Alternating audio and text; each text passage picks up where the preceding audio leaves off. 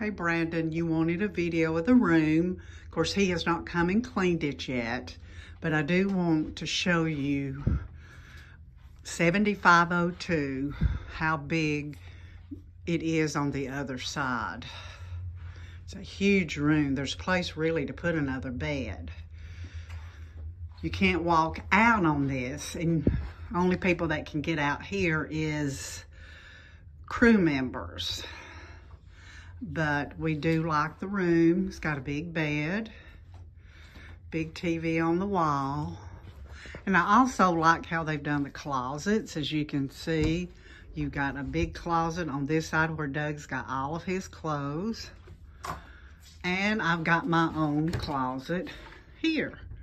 So there's two huge closets, as you can see. But just look at all the space that you have over there. It's a big old window too, big old window. You even got some pegs that's already on there. They have 1, 2, 3, 4, 5 pegs already, plus the 4 that I added. Nice room, we like it.